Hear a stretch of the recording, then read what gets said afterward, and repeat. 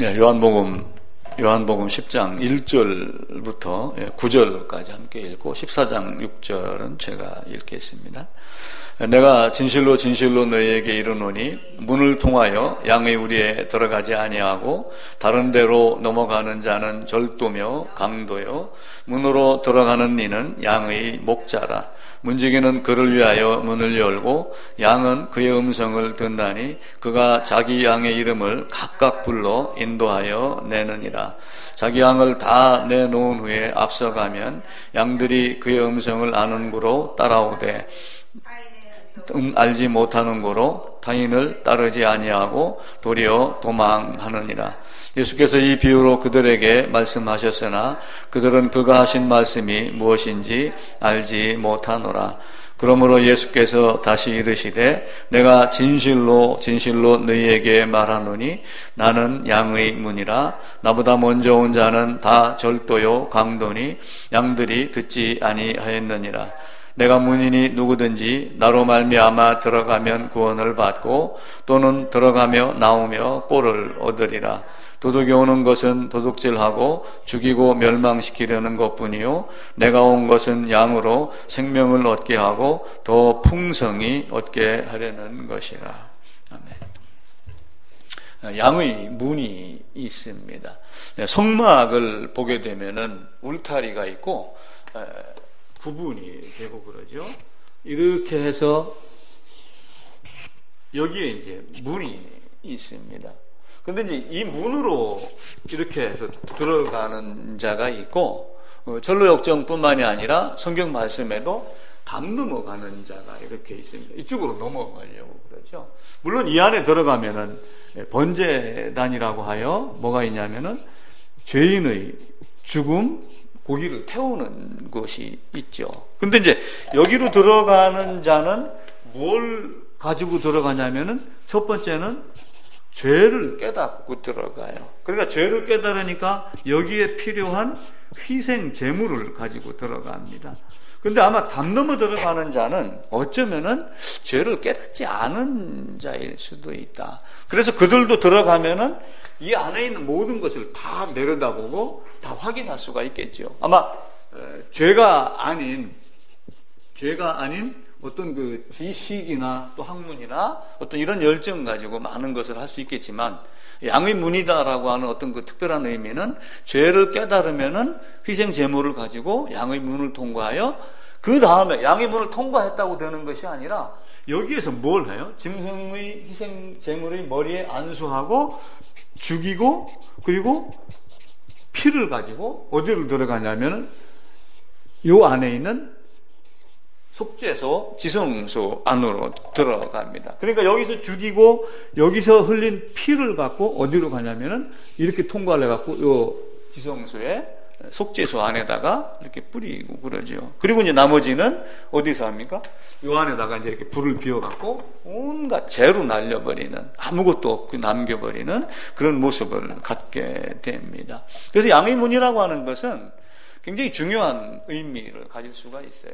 그래서 양의 문을 자칫 오해를 하면은 교회당의 문, 내가 성경을 보았다라고 하는 걸로 알 수 있지만 결국은 양의 문을 통과해도 희생제물을 안 가지고 들어가는 사람은 의미가 없고 희생제물을 갖고 들어가도 흠이 있는 양을 가지고 가면은 별로 의미가 없고 그래서 흠이 없는 걸 갖고 오야 되는 그런 것 때문에 예수님 당시에 대제사장들은 거기서 장사를 하며 그걸 바꾸어주고 돈으로 팔고 환전 장사를 하고 이렇게 하게 그랬죠. 그래서 하나님은 죄에 대해서는 전혀 눈꼽만큼도 봐주는 것이 없고 철저하게 처리를 하신다.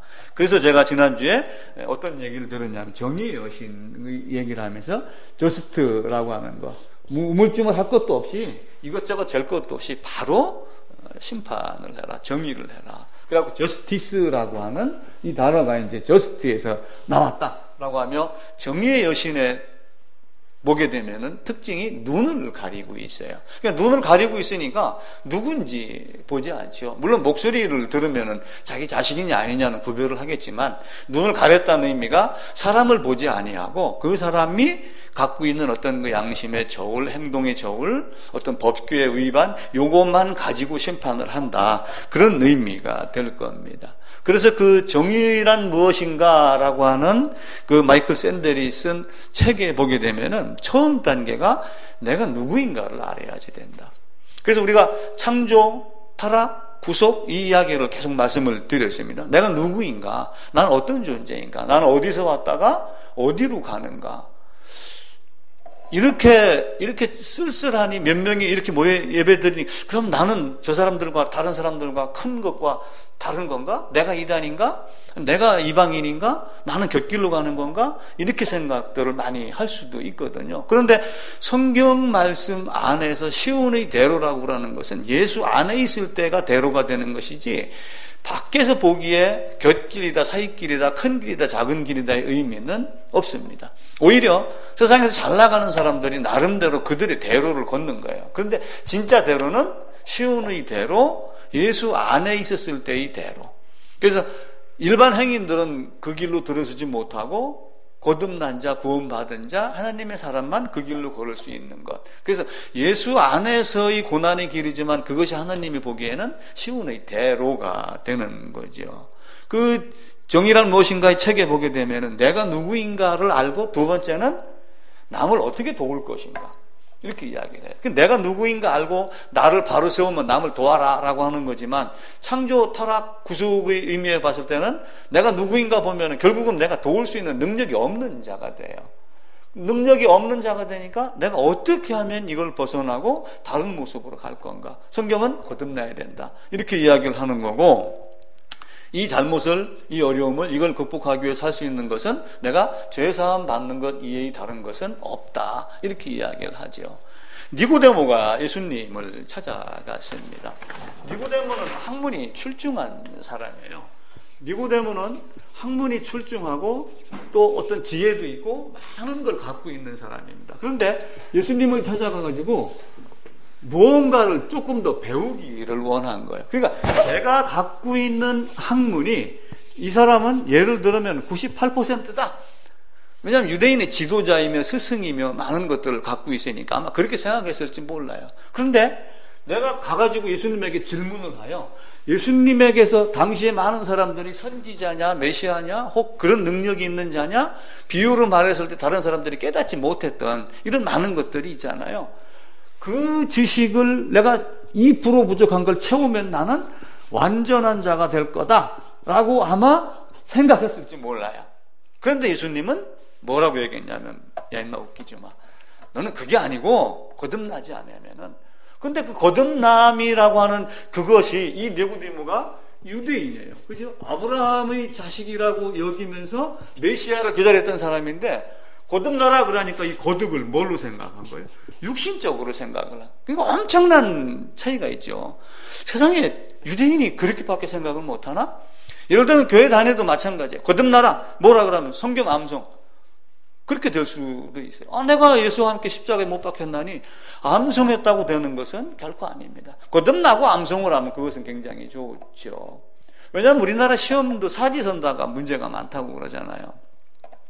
창의력이 있게 그걸 자기들이 해석을 하고 찾아내고 토론을 하고 이런 게 아니라 답을 몇 개를 주고 찾아 맞추는 그럼 결국은 그게 뭐예요? 외워서 되는 거지 마음속에서 깨달은 진리는 아니란 말이에요.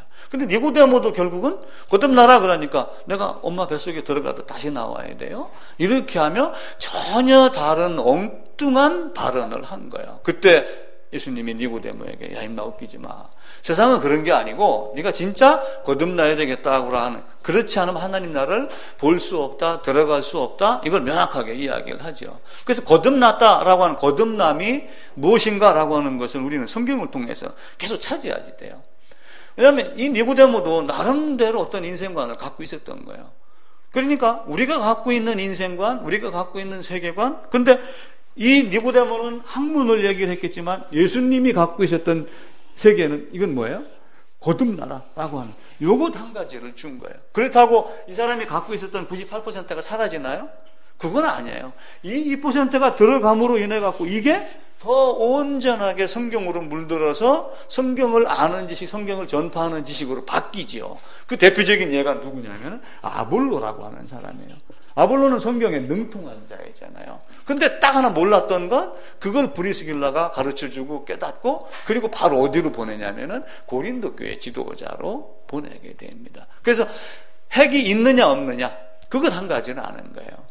유정란이냐 무정란이냐를 아는 방법도 소금물에 띄운다고 하더라고요. 그래서 우리는 그 벽시나 이런 것만 띄우는 걸로 알았는데 신문에 나온 거 보니까 이게 진짜 씨가 있느냐 없느냐를 소금 농도를 너무 진하게 하면 두 개가 다 뜨니까 어느 정도 적당하게 나누면 무정란은 뜨고 유정란은 가라앉는답니다. 마찬가지로 우리도 이 자기가 생각했던 부족했던 그 2%, 0.1% 그 예수님이 우리에게 주고자 했던 그게 없으면은 사실은 엉터리 존재가 되는 거죠. 그래서 궁극이라고 하는 것. 제가 궁극을 어떻게 설명을 드렸냐면은 더 이상 올라갈 계단이 없는 것. 그래서 내가 무엇인가를 조금 해놓고 여기까지 디뎠는데 요 디딤돌을 갖고 한 단계 더 높은 데로 올라가고 싶어. 과장이 됐는데 부장이 되고 싶어요. 여기는 부장이 되면 또 뭐가 되고 싶어요? 뭐 예를 들면 이사가 되고 싶고 그러죠. 그러니까 요거 자체는 궁극 지존이 될 수 없는 거예요. 신도 마찬가지로 더 이상 올라갈 수 없는 것. 그것이 되는 거예요. 자, 대한항공에서 데모를 합니다. 요즘에 뭐 마스크를 쓰고 자기 신분을 감추고 조양호 회장을 끌어내리려고 그래요. 그럼 끌어내림을 만약에 그 양반이 당했다 하면 그 양반의 지위는 뺏기는 지위예요. 그러니까 행복일 수 없어요. 뺏기지 않는 것이 있을 때 행복한 거예요. 모든 세상은 다 뺏기고 그럽니다. 그러나 인간의 모든 권력으로 하나님을 내려오게 할 수 있나요? 그건 아니에요. 그래서 그 궁극의 진리, 오묘한 마지막 진리, 그 지존의 진리, 내가 길이요 진리요 생명이라고 하는 그 요한복음 14장에 있는 그분을 우리가 소유하지 않으면은 안 되는 거예요. 근데 세상에 있는 사람들은 자꾸 어리석은 짓들을 굉장히 많이 합니다. 바람이 여기서 이렇게 불어옵니다. 여기 가다가 침을 뱉어요. 그럼 내가 만약에 가다가 침을 뱉으면 어디로 침을 뱉을까요? 내가 이래 가는데 침을 이쪽으로 뱉을까요? 이쪽으로 뱉지. 이렇게 뱉으면 어떻게 됩니까? 내 얼굴에 도로 다 튀어요. 그죠? 그래서 옛날에 그 무슨 말 해요? 하늘 향해 침 뱉으면은 어떻게 됩니까? 똑같은 거예요. 근데 우리는 내가 감당하지 못하고 거스를 수 없는 어떤 궁극, 어떤 진리, 지존, 거길 향해서 자꾸 자기가 다른 생각을 하는 거예요. 그러니까 사사시대에만 문제가 있는 게 아니라 사사시대 제일 마지막에 보면은 뭐라고 그러면은 자기 소견에 오른 대로. 그러니까 왜 자기 소견에 오른 대로예요? 타락한 인간이니까 해석하는 방법이 다 다른 거예요. 그래서 우리는 내 해석이 옳다 아니다를 떠나가지고 성경이 뭘 말하는가, 바이블이 뭘 말하는가를 죽으라고 찾아내는 거예요. 이 내 소견이 아니라. 그래서 지금 내가 설령 잘못 볼 수도 있긴 있어요. 근데 그걸 계속 반복해서 보고 묵상하고 기도하고 하다가 이게 아니고 이거였구나 라고 하면 그걸 더 깊이 알아가는 것. 그래서 성령이 인도하심에 따라 그렇게 되는 거예요. 세상살이는 우리에게 어려움이 많이 닥쳐옵니다. 근데 그 닥쳐오는 것을 욕만 하고 지나치고 할 필요가 없어요. 예를 들어 갖고 소경은 어떻게 합니까? 길 다닐 때 소경인지 아닌지는 뭐 보고 알아요? 선글라스 보고 아는 건 아니에요. 지금 선글라스 다 끼거든요. 그러니까 지팡이 보고 아는 거예요. 근데 이분들이 아주 그 길 아니면 이게 잘 안 짚고 다니는 분들이 많아요. 시내에도 가서 보면은 눈이 어두운 분이 제법 있을 법한데도 흰 지팡이 들고 다니는 사람이 아무도 없어요. 설령 그분이 흰 지팡이를 안 들었다 하더라도 그 사람이 지나가다가 내 발을 밟았어요. 그러면은 그분이 소경인 줄 알면은 기분 나빠요, 안 나빠요? 그냥 그분은 소경이니까 넘어가면 되는 거예요. 세상도 마찬가지로 우리가 어려움이 있고 여러 가지 극복할 부분도 많이 있습니다. 이해하기 어려운 부분도 있어요. 근데 그를 소경이라고 인정을 해버리면은 그에게 원망을 가질 것도 아무것도 없죠. 그래서 우리는 시온의 대로로만 가는 능력, 그것 하나만을 갖는 거예요. 하나님은 우리에게 율법을 주셨습니다. 율법을 준 거는 내 안에도 주고 또 밖에도 주는 거예요. 내가 어떤 사람인가를 먼저 바꾸려고 주고 바뀐 사람이 어떻게 살아가라라고 하는 것 두 가지를 준 거예요. 그러니까 이스라엘 백성에게 율법을 준 것이 언제냐면은 사실은 율법이 에덴에서 누구에게 줬냐면은 아담에게 율법을 줬어요. 그 준 것을 돌판에다가 이렇게 새겨가지고 돌판 두 개다 준 게 어디냐면은 시내산에서 그렇게 준 거예요. 근데 시내산에 준 거는 어디냐면 애굽에서 빠져나가기 이전이 아니라 빠져나갔을 때예요. 근데 이 아담에게 이미 율법이 주어진 것을 로마서에서는 뭐라고 얘기를 하냐면 양심에 기록이 되어 있다. 이렇게 이야기를 해요. 양심에. 왜냐면 가인은 율법이 없으면은, 양심이 없으면은 가인이 아벨을 죽이고 네 안색이 변하면 어쩌미냐. 이렇게 했었을 때 안색이 변할 일이 아무것도 없죠. 법이라는 것이 없고 법이 마음속에 새겨지지 않았다면은 문제가 안 돼요. 예를 들어서 내가 지나가다가 파리를 한 마리 밟았어요. 그러면 이렇게 하고 그냥 지나갑니다. 근데 그것 때문에 막 죄책감을 느끼는 사람은 없잖아요. 왜냐면 하나님의 법이 그건 주지 않았기 때문에 그래요. 근데 하나님의 법은 여러 가지 사람이 지킬 만한 것을 주고 그것을 양심에 주고 훗날 어디다가 줬냐면은 여기다가 준 거예요. 근데 여기다 주게 되면은 첫 번째 어떤 자들이 나간 거예요? 여기서 문설주하고 임방에다가 피를 바르고 죄를 깨닫고 한 사람들이 나간 사람이 첫 번째예요. 그러니까 쉽게 얘기하면은 거듭난 자, 구원받은 자에게 준 거예요. 그러니까 두 번째는 여기에서 몇 년을 살았어요? 40년을 살았잖아요. 40년을 살았으니까 40년 사는 동안 태어난 후세, 2세들에게 뭘 줬냐면은 이 법을 주면서 뭘 깨달아? 죄를 깨닫고 죄사함을 깨닫고 이들이 여기서 생활하는 법을 알듯이 죄사함 받고 생활하는 법을 알게 하도록. 그러니까 율법의 기능 두 가지를 주는 거예요. 거듭난 자에게도 주고 거듭나지 않은 자에게도 주는 겁니다. 그런데 사람들은 어떻게 생각을 하냐면은 율법을 지켜라. 율법을 지켜라라고 자꾸 강조하는 것은 레위기를 한번 봐봅시다. 레위기 18장입니다. 앞으로 가셔가지고 173쪽입니다.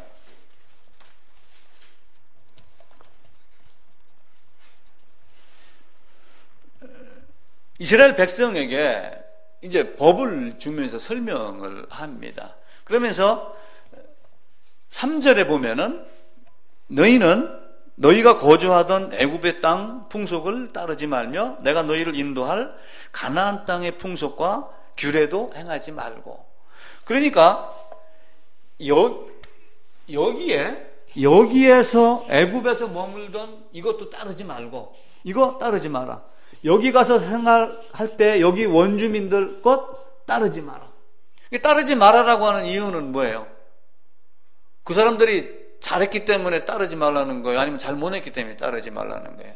잘못했기 때문에 따르지 말라는 거예요. 그럼 그들이 행한 것이 뭔가라고 하는 것을 레위기 18장 6절부터 마지막 절까지 계속해서 그 얘기를 합니다. 예를 들어서 8절 너는 내 아버지 아내의 하체를 범하지 말라. 9절 너는 네 자매 곧 내 아버지의 딸 내 어머니의 딸이나 집에서 다른 곳에 출생하였음을 막론하고 그들의 하체를 범하지 말라. 내 손녀나 내 손녀 하체를 범하지 말라. 내 아버지의 아내가 내 아버지에게 낳은 딸은 내 누이니 너는 그의 하체를 너는 고모 이모 이렇게 하면서 생활이 문란했던 많은 사람들에게 이야기를 하는 거예요. 그러면서 너희는 내 법도를 따르고 내 규례를 지키라. 그렇게 하며 너희는 내 규례와 5절입니다.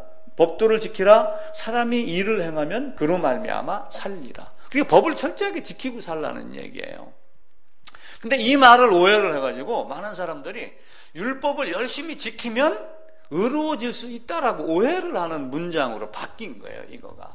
그래서 바울이 로마서 10장에서 이걸 갖다가 인용을 하면서 믿음으로 살아야 되는데 율법으로 말미암는 자는 율법으로 살 것이다. 그러니까 율법을 지키는 자는 율법으로 살 것이다. 그렇게 하니까 신앙의 역사를 보면 율법을 지키며 율법의 의로 행위 공로를 드러내려고 하는 자들이 많이 있었던 거예요. 그런데 결국 이걸 네가 할 수 있느냐? 할 수 없다. 그러니까 결국은 믿으면 예수를 주로 시인하면 이라고 하며 믿음으로 가라고 넌 할 수 없는 존재라고 하는 걸 계속 가르치는 거예요. 그런데 어떤 사람들은 이 말을 가지고 인간은 개선 능력이 있다. 인간은 능력이 있으니까 율법을 지켜서 이렇게 행할 수 있다라고 자꾸 생각을 하는 거예요.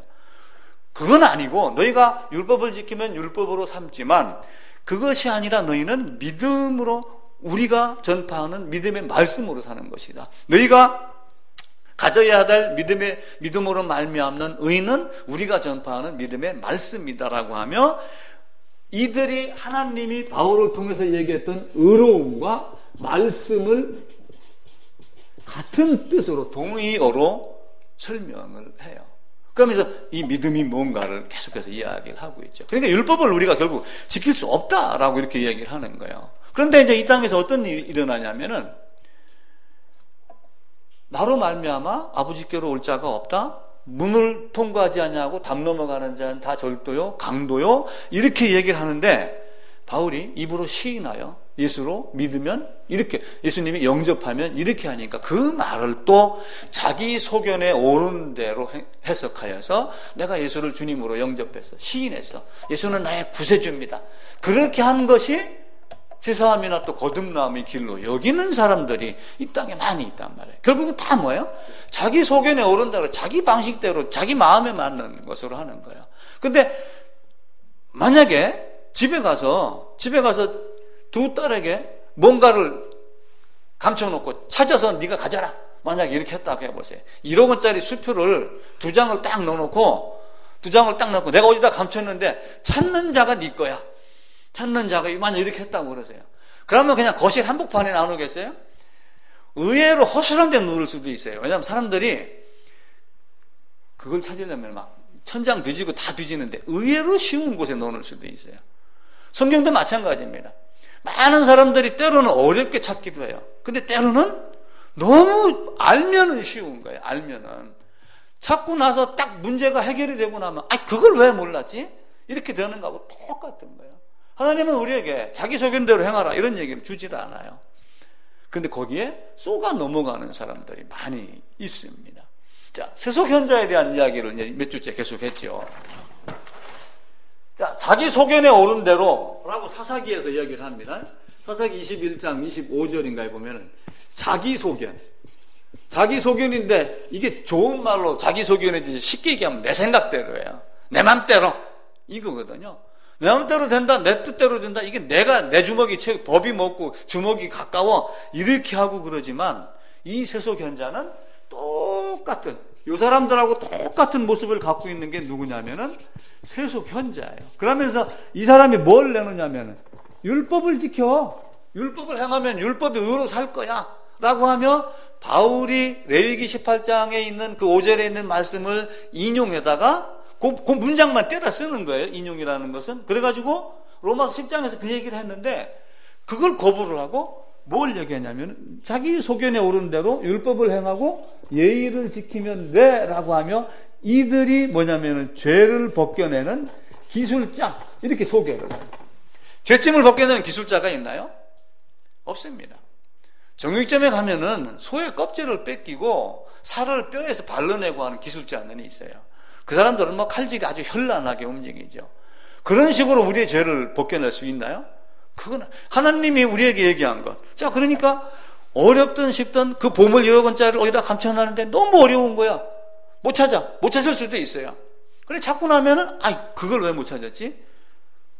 우리 엄마가 나를 쉽게 찾을 수 있는 곳인데도 어렵게 생각하고 여기를 안 올 거라고 생각하고 갖다 놓는 그런 경우도 있겠죠. 죄 벗겨내는 기술자가 있다라고 하면 율법과 예의를 소개를 했는데 이들도 결국은 뭐예요? 자기 소견대로 사람을 속이는 자에 불과한 겁니다.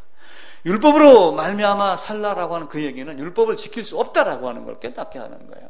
그런데 그 율법을 죄를 이겨낼 수 없고 율법으로 죄를 없앨 수 없고 율법을 다 지킬 수 없고 결국은 나는 죄인이구나 라고 하는 것만 알게 하는 거예요. 그런데 세속현자가 그렇게 속였죠. 성경에도 속이는 역사가 굉장히 많습니다. 자, 이스라엘이 나라가 이제 둘로 쪼개졌잖아요. 솔로몬이 죽고 솔로몬이 이제 문제를 많이 일으켰죠. 나라가 둘로 쪼개졌습니다. 지중해가 이렇게 있고 여기에 이제 그 헐몬 산이 이렇게 있고 갈릴리 그리고 사해 바다가 이렇게 있는데 나라가 둘로 딱 쪼개졌습니다. 그래서 여기를 북이스라엘, 그냥 우리가 그냥 통칭으로 이스라엘 그러면 전체를 이야기를 하는 거예요. 그런데 그때 당시에는 잠깐 북이스라엘, 이쪽에는 남유다 이렇게 구분을 했어요. 그리고 10지파하고 2지파하고 나뉘었습니다. 그러니까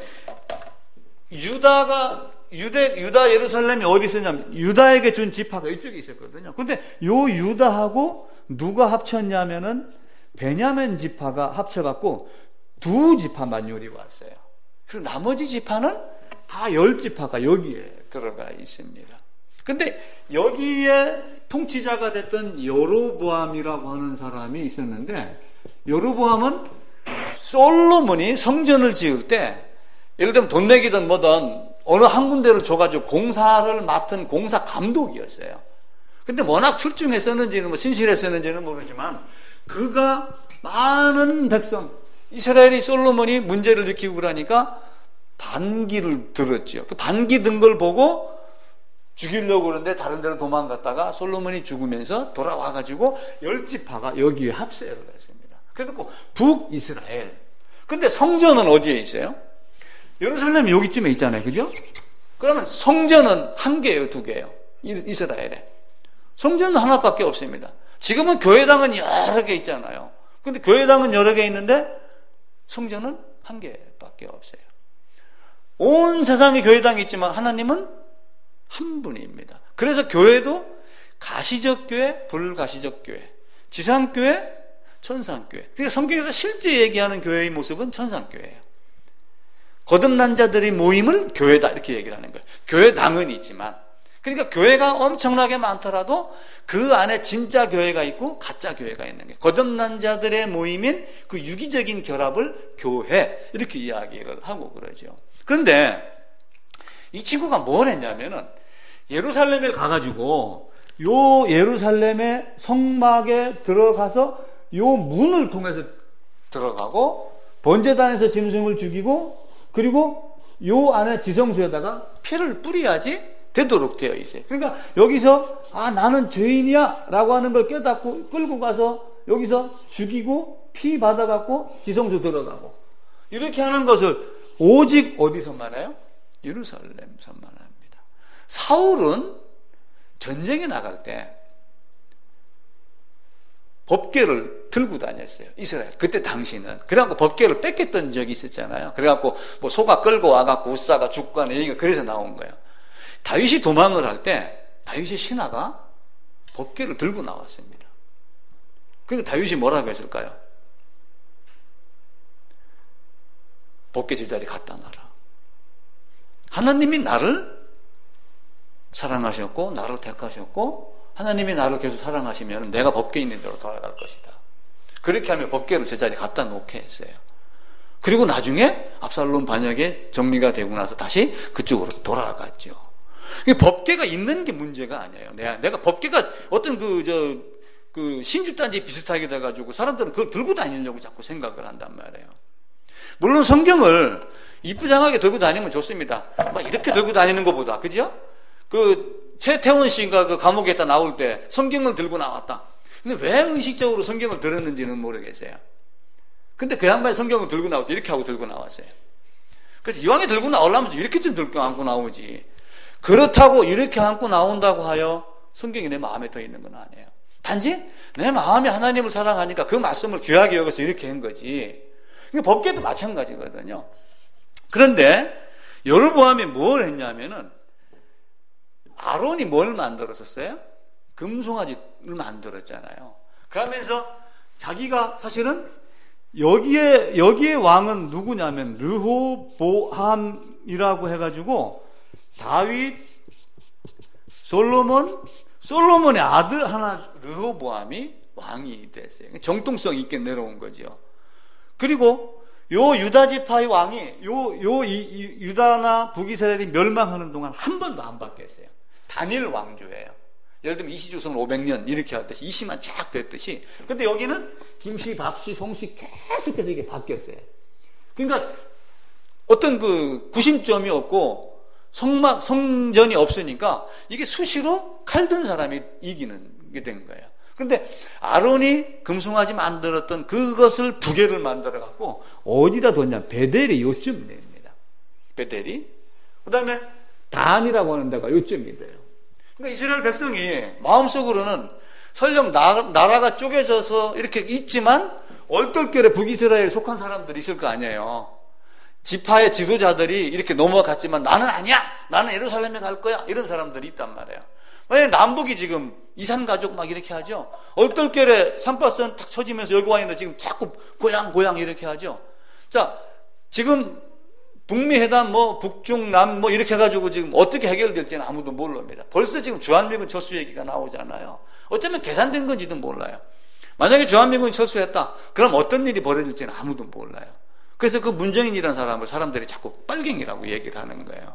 근데 자기는 아니다라고 이야기를 하고 있고, 또 한편으로는 그것을 갖다가 자르거나 이렇게 하지 아니하고 그냥 경고성 발언만 하는 그런 걸 놓고 많은 보수단체에서 이상하게 여기고 있는 거죠. 자, 정전을 해가지고 평화협정이 맺어지면은 500년, 600년, 700년 동안 평화가 이어질까요? 전쟁이 없는 역사가 없어요. 순간 자기를 가릴 수는 있지만 어느 순간 뭐가 바뀌게 되면은 순간 바뀝니다. 우리는 이 평화협정을 영원한 것으로 생각을 하고 있는 거예요. 결국 그러지 않아요. 여기 있는 사람들이, 그러니까 이북에서 만약에 38선을 만약에 통과하게 한다고 그럽시다. 근데 개성에다가 아름다운 도시를 하나 만들고, 저 신의주에다 도시를 하나 만들고, 너는 이쪽으로 가고 너는 이쪽으로 가고, 그러면서 여기다가 뭘 치는 거예요? 방어막을 치는 거예요. 어디로 못 가게? 예루살렘에 가서 예배 드리지 못하게. 이걸 보고 하나님이 하나님의 사람 누군가를 선택을 해가지고 보냈습니다. 근데 이 여로보암이 뭘 했냐면은 성소 안에서 분향을 했어요. 분향. 그러니까 분향을 하는 거는 사실은 기도의 의미가 있으니까 굉장히 좋은 겁니다. 근데 분향을 누가 해야지 돼요? 제사장이 해요. 아론의 후손들이 해야 되는 거예요. 왕은 할 수 있어요, 없어요? 왕은 할 수가 없습니다. 사울이 왜 왕권이 다윗에게 넘어간 근거 중에 하나가 사울이 자기가 제사를 드렸어요. 왜냐하면 왕권을 갖고 있으면서 제사장권을 갖고 있고 꾸짖을 수 있는 선지자권을 갖고 있는 사람은 예수님 한 분뿐이 없어요. 그런데 여로보암이 왕입니다. 근데 이 왕이 뭘 했냐면은 내가 분향을 해야 돼 라고 하고 분향을 합니다. 그러니까 이 지성소 안에서 여기서 분향단에서 분향을 하니까 하나님의 사람을 보내가지고 여로보암에게 야, 분향은 네가 하는 게 아니야 이렇게 이야기를 해요. 그러니까 여로보암이 승질이 나가지고 여기서 분향을 딱 하다가 분향하는 걸 꾸짖는 저놈을 잡아 죽여라 라고 딱 이렇게 손을 내미는데 손이 굳어가지고 오므러지질 않았어요. 그러니까 이게 이제 벌을 받은 거죠. 나중에 이제 하나님이 사람이 그걸 기도하고 풀어지게 하고 그랬죠. 근데 이 하나님의 사람에게 무슨 얘기를 했냐 하면은 너는 어디 가서 거기 가가지고 떡도 먹지 말고 물도 마시지 말라. 그러면은 굶어 죽으란 얘기인가요? 금식하라는 얘기인가요? 하나님의 사람에게 이야기를 하면 너 그 여로보암에게 가갖고 이야기를 할 때 물도 먹지 말고 떡도 먹지 마 이렇게 얘기를 했단 말이에요. 어떻게 되는 걸까요? 먹고 마시고 같이 어울리지 말라 그 이야기예요. 징기스칸 영화를 혹시 보셨으면 어느 정도 이해가 가요. 징기스칸이 이제 아버지가 죽고 어려서부터 막 고난을 겪다가 수많은 나라를 거의 알렉산더 비슷한 그런 통일을 합니다. 근데 그 징기스칸의 원래 아버지도 칸이었어요. 왕이었습니다. 그런데 어느 지역을 이렇게 여행을 하다가 자기 종족들끼리는 와서 한잔 하세요. 식사하고 가세요. 그러면 거절하면은 그거는 인간성이 대접을 못 받는 거예요. 사람을 신뢰하지 못한다. 이런 의미가 있겠죠. 아브라함에게 세 사람이 찾아왔잖아요. 음식으로 접대를 했죠. 소돔성에 앉아있는 그 롯에게 천사가 찾아가니까 롯이 대접을 했죠. 고대 근동에는 어떤 그런 게 있어요. 그랬는데 그렇게 하면서 그런 데 가가지고 어울리며 먹지 말라, 금식하라 이런 개념이 아니에요. 그들과 섞이지 말라, 그 이야기를 하는 거예요.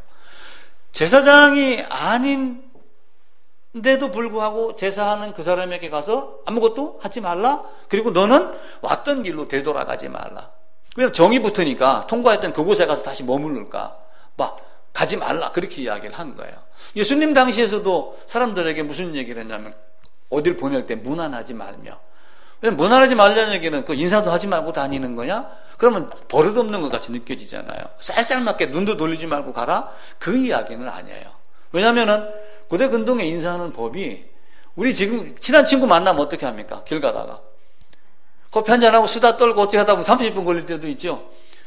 그래서 만나지 말라, 무난 인사하지 말라 그러는. 그냥 지나가면 괜찮아요. 그런 인사는 하라는 거예요. 그런데 예를 들면은 그 정상들 만나갖고 그 이렇게 회담 같은 거 할 때 이렇게 악수만 하는 나라가 있고, 어떤 나라는 양쪽 볼에다가 비비고 뭐 이런 게 있죠. 그냥 그 비비는 게 뽀뽀하는 게 여기 잠깐 순간 나오겠지만은 그게 그 나라 어디 깊은 곳에 들어가면은 서로 볼 비비며 악수하며 뭐 고개 숙이며 인사하는 법이 굉장히 길 안부 묻고 하는 게, 그런 거 하지 말라, 그렇게 이야기를 하는 거예요. 근데 그 하나님의 사람이 돌아가는데 돌아가지 말라 그렇게 하면서 다른 길로 돌아갔어요. 근데 그 하나님의 사람에게 누가 등장을 하냐면은 늙은 선지자가 등장을 해요. 그럼 늙은 선지자가 이리 와서 나하고 같이 떡 좀 먹자 이렇게 얘기를 하니까, 하나님이 나에게 아무 떡도 먹지 말고 물도 마시지 말라고 그랬다. 그래서 나는 지금 그냥 간다, 이렇게 하고 갑니다. 가는데 그 사람이 뭐라고 얘기를 해요? 나도 그대와 같은 선지자다, 이렇게 이야기를 해요.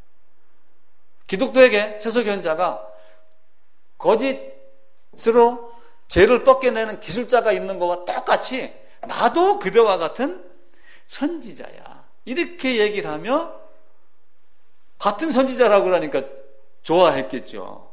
주는 걸 먹어요, 같이. 하나님의 말씀을 어겼다고 하여 그를 돌아가는 길에 죽여버립니다. 그걸 보고 하나님이 냉정하다 이걸 따지는 그런 차원이 아닙니다. 하나님의 말씀을 어긋나게 했었을 때 어떤 모습이 되는 건가라고 하는 것을 우리가 보야지 됩니다.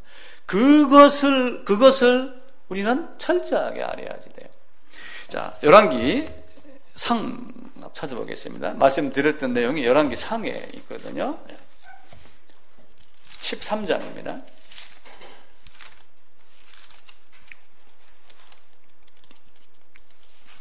17절입니다.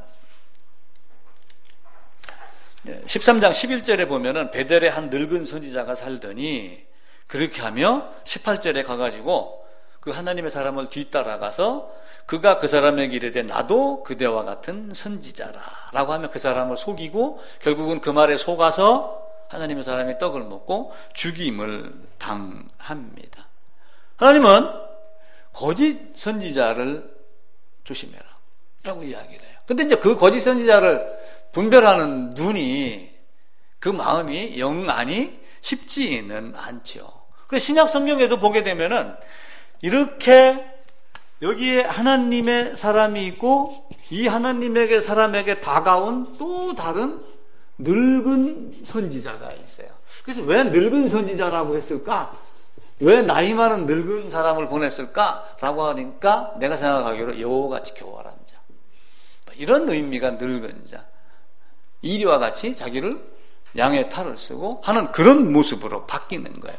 그러니까 신약 성경에서는 이런 늙은 선지자를 조심하라 라고 하는 내용들이 많이 나옵니다. 어떤 음행하는 자, 탐욕 부리는 자, 이런 자가 교회 안에 있으면은 그들과 사귀지도 말고 그런 자와 함께 먹지도 말라. 고린도전서 5장 11절입니다. 그런 자에게서 떠나라. 데살로니가 전서에도 나오고요. 데살로니가 후서에도 나오고, 어떤 말을 순종하지 아니하거든 그 사람을 지목하여 그 사람과 사귀지 말게 해라. 참 냉정하잖아요. 그게 이제 사실은 그 사람을 무시하고 멸시하고 그러는 게 아니라 사실은 징계하는 그런 차원이 됩니다. 또 디도서, 요한일서, 이서 이런 데 보게 되면 한두 번 훈계한 후에 멀리해라. 이렇게 하며 바꿔 말씀을 하고 그러죠. 그래서 우리는 그 거짓 선지자의 말에 속으면은 결코 안 됩니다. 그걸 분별하는 능력이 있어야지 돼요. 자기 소견에 오른 대로 한 그 말이 과연 성경하고 같은 말인가? 그래서 자기 소견이 아니라 성경대로 한 말인가 아닌가라고 하는 것을 보야지 돼요. 그러니까 지난주에 우리 본문이 뭐였었냐면 갈라디아서 1장에서 내가 전한 복음 이외에 다른 복음을 전하면은 저주를 받을지어다 라고 얘기를 하고, 어떤 사람이 복음을 변하게 하려는 하는 그것을 보고 문제를 많이 시켰죠. 철로역정의 주인공이 이제는 어디를 가냐면은 양의 문에 도달하는 장면이 나와요. 그래갖고 그 양의 문에 도달할 때도 많은 어떤 군인들이 지키면 못 들어가게 막고 막 이렇게 합니다. 근데 거짓 선지자, 늙은 선지자, 쇠속현자가 그에게 다가가가지고 짐을 벗기는 기술자가 있어 라고 얘기하며 이렇게 해서 어디로 올라가자면 여기를 가야지 되는데 곁길로 이렇게 빠지게 했거든요. 그러니까 곁길로 빠지고 나서 마음에 고통이 온 거예요. 스스로 그걸 느끼는 거예요. 아, 이 길이 진짜 맞아? 라고 하며 가다가 보고 그 율법을 지키고 예의를 차리면서 하나님의 사랑을 얻어보려고 하니까 그 하나님의 사랑이 얻어지지 않음을 알고 괴로워한 거예요. 그때 누가 다가갔어요? 전도자가 다가가지고 너 왜 여기 서 있어? 내가 이리 가라고 그랬는데 라고 얘기하며 그를 다시 어디로 보내냐면 이렇게 보내요. 이쪽으로. 자, 예를 들어서 여기서 곁길로 빠졌습니다. 곁길로 빠졌는데 이 사람이 길을 개척해가지고 이렇게 갈 수는 있어요. 지금의 등산의 개념을 따지면. 근데 하나님의 개념을 따지면 그걸 보고 뭐라 그래요? 담 넘어온 자라고 얘기를 하는 거예요. 반드시 어디로 돌려요? 넘어진 그 자리를 디디고 일어나는 것이 세상의 법칙과 마찬가지로 여기 와서 잘못됐으면 자꾸 잘못 들어선 요 길로 돌아서 갖고 이 길로 가야지 돼요. 자, 철로역정에 뿐만 아니라 철로역정은 그걸 묘사를 잘 해놨어요. 왜냐하면 양의 문을 먼저 통과하고 그 다음에 어디를 가냐면 십자가를 보는 과정을 이야기를 했어요. 근데 이제 요한복음 10장이나 이런 데서 내가 양의 문이니 라고 하는 그 양의 문을 우리가 성막을 그리면은 번제단 이전, 지성수 이전으로 이해가 돼요. 근데 성막과 지성수를 그리기 이전에 그냥 양의 문, 십자가 이렇게 생각을 하고 예수 생각을 하면은 양의 문을 통과한 게 십자가에 통과한 것 같이 자꾸 여기게 되는 잘못이 있죠. 자, 성막 다시 보세요. 문이 있죠? 번제단이 있죠? 들어가면 이렇게 되어 있잖아요. 여기를 얘기를 하는 거예요. 여기를 들어가서 뭐래요? 죄인으로 죽여야 되는 이 단계는 아직 남지 않은 거예요.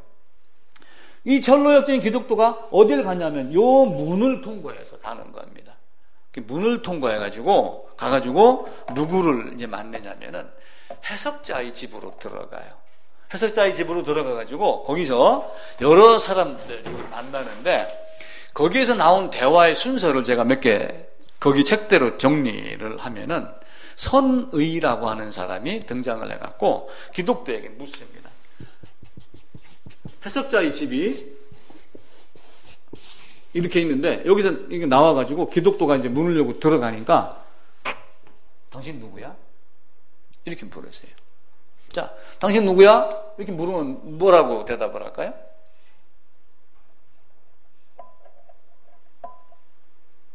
당신 누구야? 철로역정에는 그게 정답이에요. 만약에 당신 누구야? 그래, 나 김관식입니다. 이렇게 대답하면 안 된다는 거예요. 당신 누구야? 나는 죄인입니다. 그걸 알고 양의 문으로 들어가야지 그것 없이 나는 김관식입니다. 예수 찾으러 왔습니다. 이 개념이 아니라는 거예요. 그래서 이 기독교가 나중에 십자가를 통과하고 또 어디에서 누군가를 만납니다. 여기를 통과해서 설명을 다 듣고 그리고 어디를 가냐면 십자가를 가가지고 중간 가는 길에서 어떤 사람을 만났는데 거기서도 또 물어봐요. 네가 누구냐? 내 이름은 그때는 내 이름은 크리스천입니다. 근데 이전에 내 이름은 타락한 자이었습니다. 은혜라고 하는 그레이스가 없는 자이었습니다 라고 하면 나는 타락한 자로 번역을 했고 영어에는 그레이스레스라고 하는 자입니다. 지금 나는 여기서 당신은 누구야? 그러니까 나는 죄인입니다. 이렇게 얘기를 했듯이 그러니까 죄를 깨닫고 문을 열고 들어가는 거예요. 죄를 깨닫고 짐승 희생 제물을 갖고 들어가는 거예요. 근데 많은 사람들이 당신 누구야? 그러면 나 여기 뭐 봉사 좀 하러 온 사람입니다.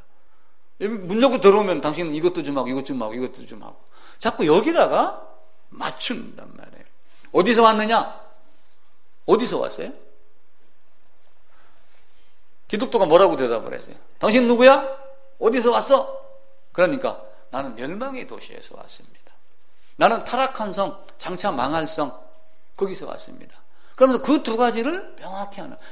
이 세상은 이렇게 좋고 우주선도 있고 배도 있고 유람선도 있고 뭐 누가 그 속초에 가면은 그 큰 배 돌아다니는 거 있잖아요. 이렇게 해외로 그 뭐라고 그러죠?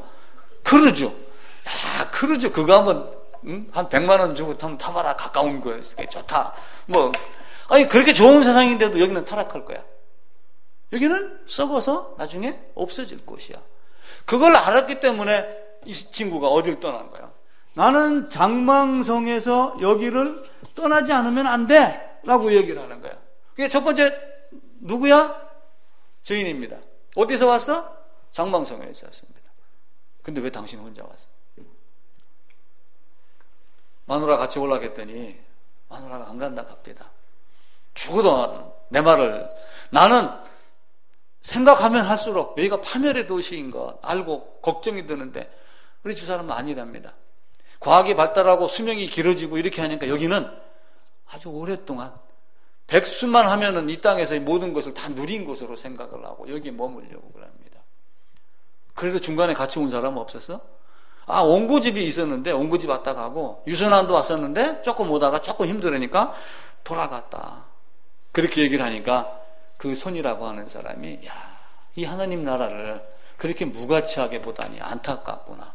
그렇게 이야기를 합니다. 그때 기독교가 나도 똑같은 사람입니다. 그게 이제 신앙 고백인 거예요. 사실은 그게 나도 똑같은 사람입니다. 세속 현자에게 쏘가가지고 나도 엉뚱한데 은혜의 복음이 아닌 율법과 예의로 율법의 의로 한번 살아내려고 그렇게 했었는데 그게 아닌 걸 알고 나도 이제 나도 그거하고 비슷한 사람입니다. 못했으면 못했지. 그게 결국 뭐냐면 바울이 나는 죄인의 괴수로다. 죄인 중에 괴수로다. 라고 얘기를 하는 거예요.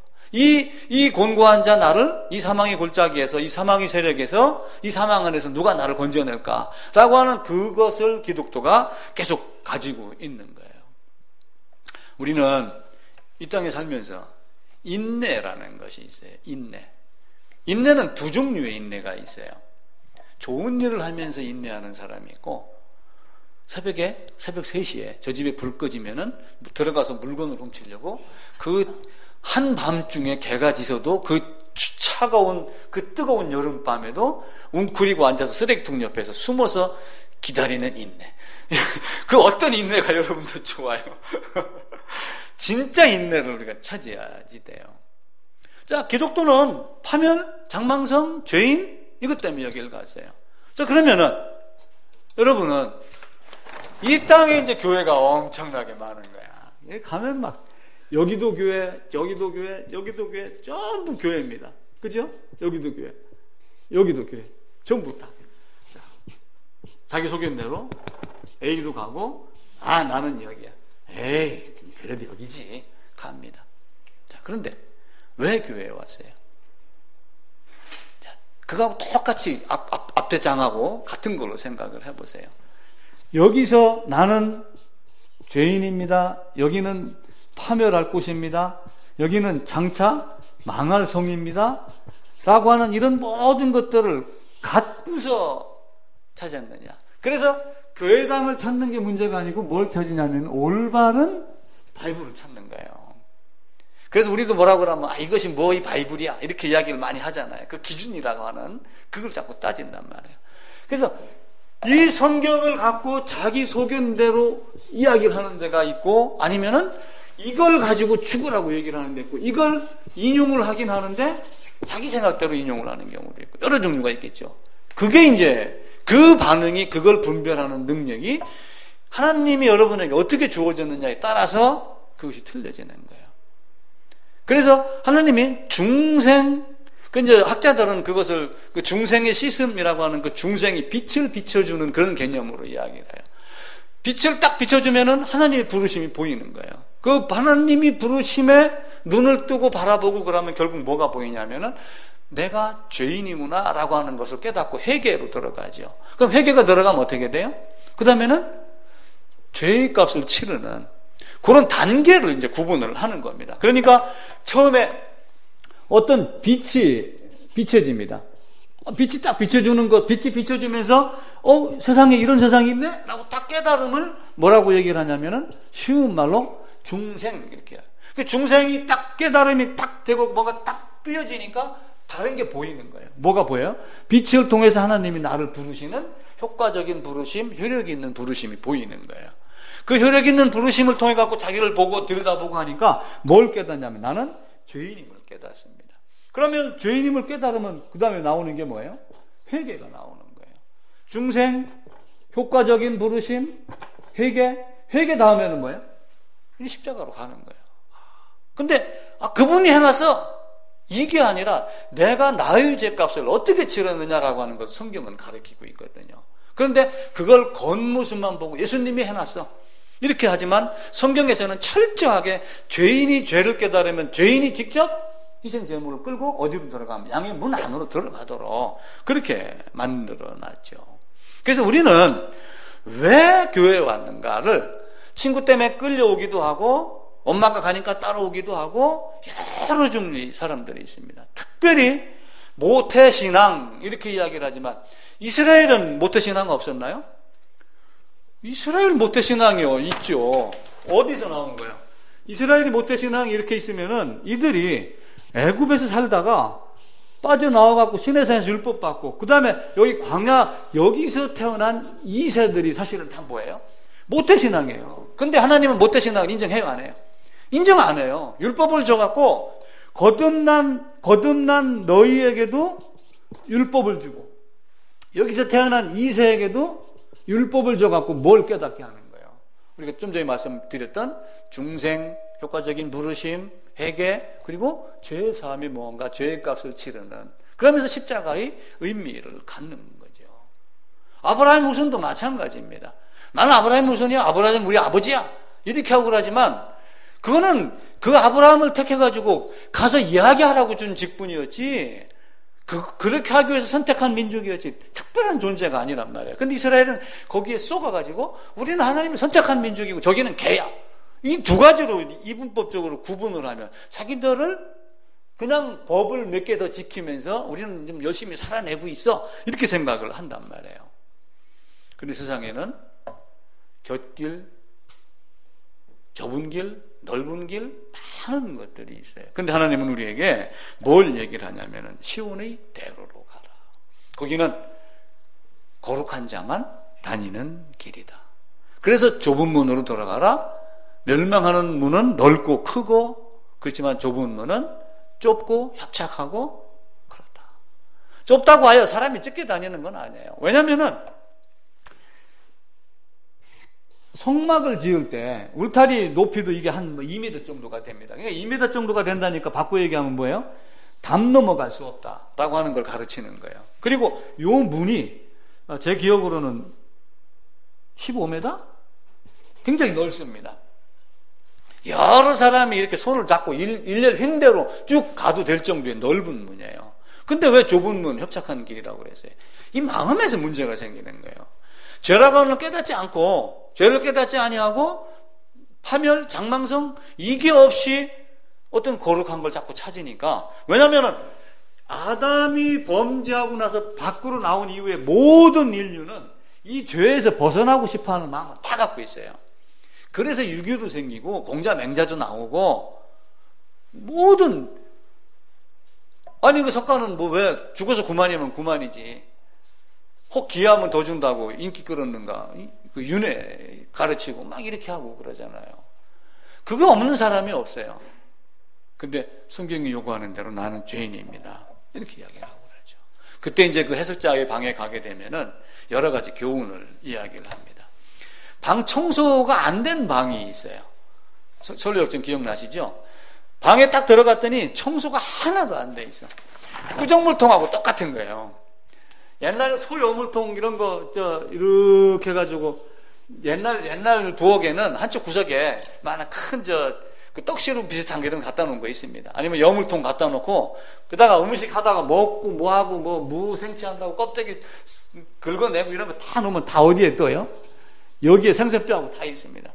위에는 멀겋습니다. 깨끗한 것 같아요. 그런데 여기다가 뭘 집어넣어요? 짝대기 하나 집어넣고 막 휘저으면 이게 막 둥둥둥둥둥 뜹니다. 똑같은 거예요. 비질이 안 돼 있는 이 방 안에 먼지가 가득 쌓여 있는데 여기다가 뭘 갖고 들어가냐면 빗자루를 갖고 들어가가지고 막 쓸으니까 먼지가 막 일어나요. 그래서 이 빗자루는 뭘 얘기할까요? 율법을 들이대는 거예요. 율법으로는 이렇고 저렇고 쭉 얘기를 하니까 율법을 대면 될수록 뭐가 일어나요? 먼지가 일어나요. 죄라고 하는 걸 깨달을 수밖에 없는 거예요. 이게 아니구나. 이게 아니구나. 근데 뭘로 씻어내래요? 물을 뿌려갖고 씻습니다. 그래서 성령과 물로, 불과 성령으로. 그러면서 그 성령과 물로, 불과 하는 것은 씻음과 소멸을 얘기한다고 그랬죠. 그러니까 단순하게 그냥 씻습니다. 이런 우리가 이해할 수 있는 언어로 이야기를 하지만 실제는 뭐예요? 물속에 잠기는 것. 그래서 세례냐 침례를 놓고 싸우는 거예요. 그러니까 이제 고고학자들이 연구를 쭉 하면서 어떻게 해석을 하냐면은 요단강에 이렇게 들어가가지고 물에 들어가서 여기다가 물을 뿌렸다. 이렇게 해석을 해요. 일부는 이렇게 한 것일 것이다. 아니면은 직접 이렇게 들어간 것이다. 그러니까 여기서는 뵙티즈드라고 하는 영어 단어를 고집을 해갖고 이제 침례를 따지고 침례를 안 쓰는 자는 다 거짓말이다. 거짓말 이렇게 이제 그거 가지고 싸우는 거예요. 그러다 보니 학자들이 연구를 하며 침례탕 쓰는 사람도 있고 그렇지 않으면 세례? 근데 여기서 둘이 이렇게 세례를 하는 게 아니라 물에 들어가서 내가 세례 받음이 이렇게 얘기를 하는 사람들도 있고요. 근데 어쩌면은 여기서 침례를 했을지도 몰라요. 왜 그러냐면은 굉장히 더운 나라예요. 물속에 들어갔다 자기 옷을 입고 그냥 우리는 만약에 침례를 한다고 그럽시다. 그럼 갈아입을 옷을 갖고 들어가죠. 옷을 갖고 들어가서 세례 받고 침례 받고 나와갖고 텐트나 안에서 옷을 갈아입습니다. 물을 짜도 집에 가서 탈수를 해야 되니까 안 마르니까 여기 나와가지고 20분, 30분만 돌아다니면은 바짝 말라요. 그래서 어쩌면 침례일 가능성도 있어요. 그 대신 우리는 그 추론을 하는 것이지 그래서 세례냐 침례냐의 그 의미가 중요한 것이지 다른 것이 중요한 것이 결코 아니지요. 율법으로는 죄를 깨닫는다라고 하며 비질을 계속하는 거예요. 비질하니까 물을 뿌려갖고 씻어냅니다. 그러면서 또 뭘 하나 보여주냐면은 이 땅에 어떤 욕심을 갖고 사는 사람, 정욕과 인내와 이걸 설명을 하고 또 하나는 날로 불을 끄려고 하는 사람이 있고 그럼 날로 불을 끄려고 그러는데 불이 꺼져요 안 꺼져요? 안 꺼져요.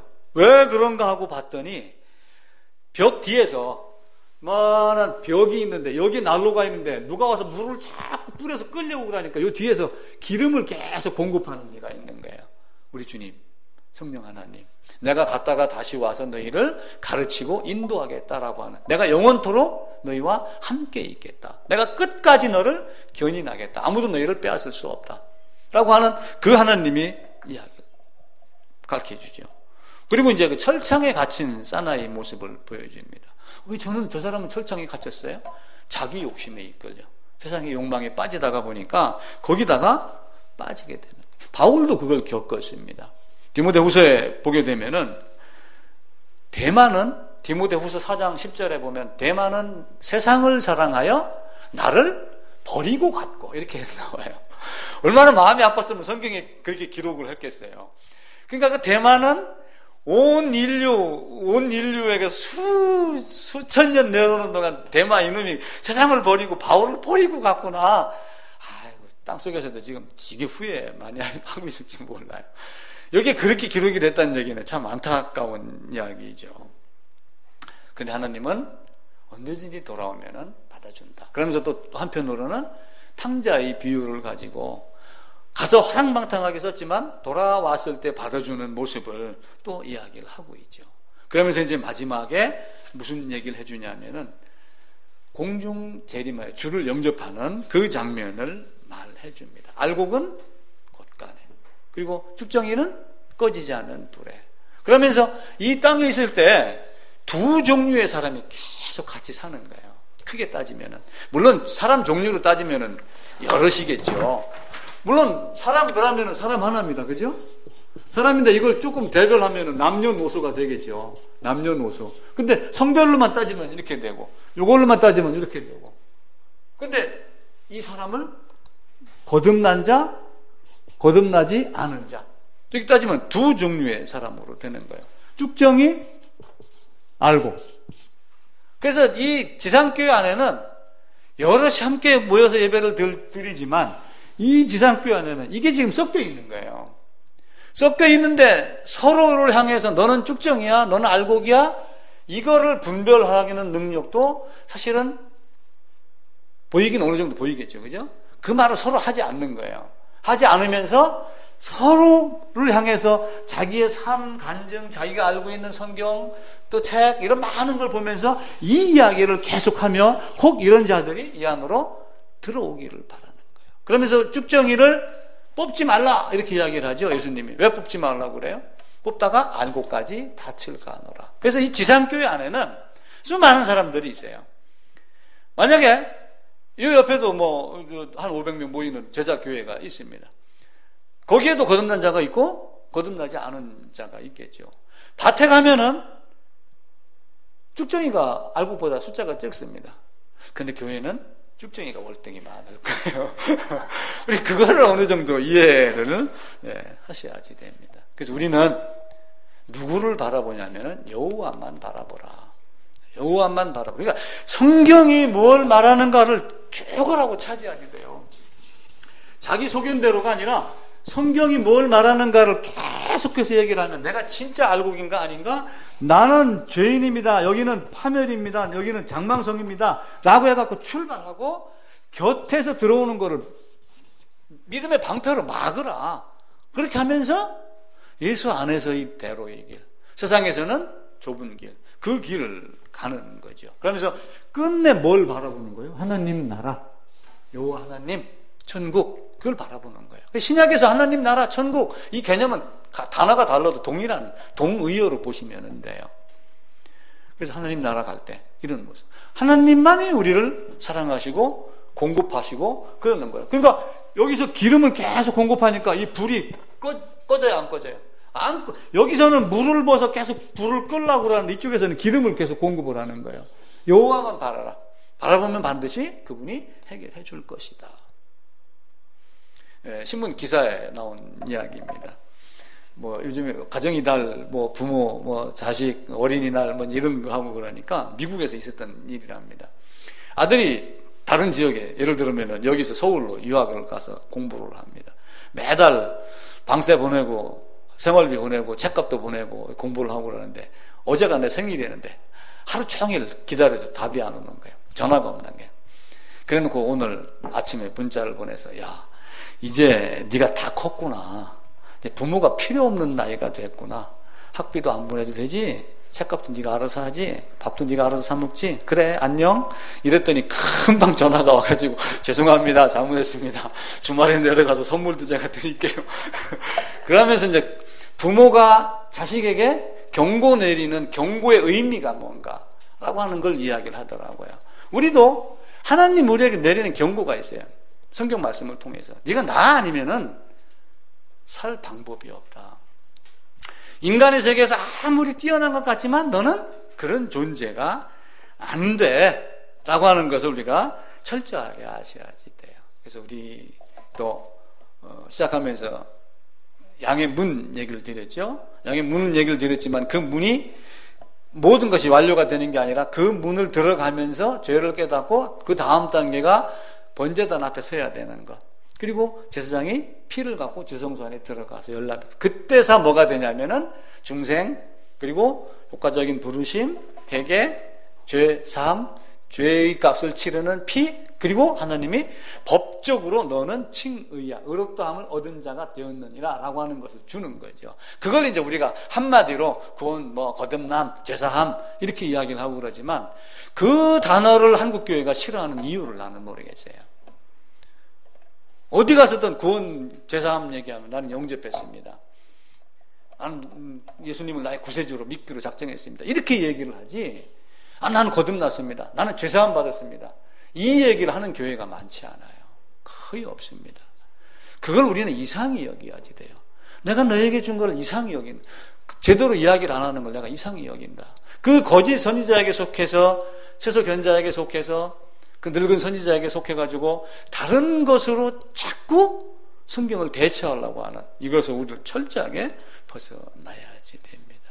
어쨌든 이 하나님의 사람이 속아서 죽었던 이 모습대로 이 철로 역정의 기독도도 가다가 보면 철창에 갇힌 사나이 말고 중간에 가다가 막 죽은 자들도 많, 순교도 있지만 고생하다 죽은 자들도 많이 만나죠. 그걸 우리가 벗어날 수 있는 길은 여호와 하나님만 바라라. 그리고 내가 왜 양의 문에 들어갔는가? 네가 누구냐라고 했었을 때 나는 김관식입니다. 그게 아니라 거기에 가서 대답할 말은 나는 죄인입니다. 왜 왔니? 죄 때문에 왔습니다. 이 말이 분명하게 되기를 기도합니다.